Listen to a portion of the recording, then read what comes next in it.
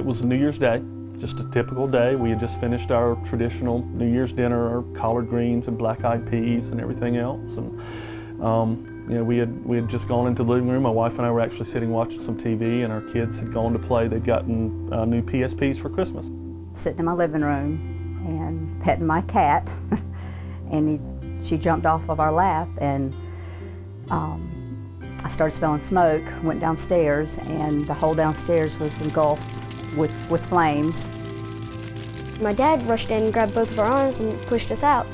And like a couple feet away from the door, I started telling my dad about the cats, and I was just like, "Dad, the cats, we can't leave them in there."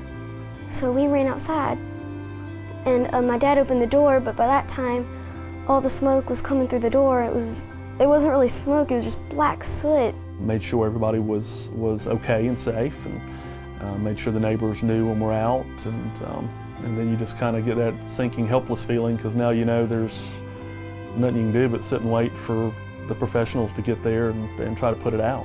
I got in my car and just sat and just watched my apartment go up in flames.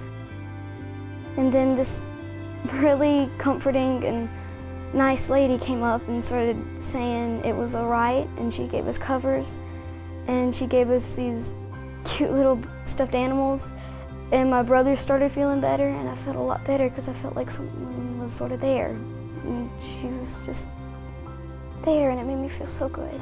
They said that we're from the Red Cross. We'd like to at least give you these blankets, because we were very cold.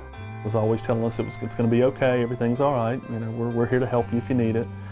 Just let us know what you need. And was just in all that grief and despair and confusion of not knowing what you're going to do. It was nice to have somebody there that was telling you it's going to be okay.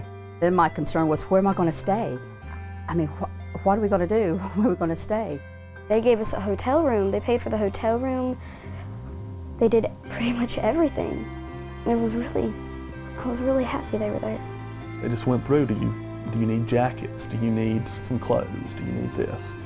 And we told them, and they got the information we needed, and, or they needed from us, and it was just, it was like the world for at least that little while was off our shoulders, because we had a place to stay, we had food, we knew we were going to have clothes and be warm tomorrow when we had to go back out and look at everything that had happened, and it was just a really good feeling. The Red Cross also put money on a card for us to spend on clothes or just whatever we needed, because we literally had to run out of the apartment with the clothes on our back, which was our PJs that day.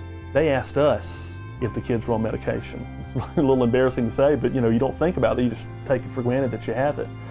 And we didn't, and they asked us, and they made sure that we had what we needed for them. From my point of view, they're so nice and such good people.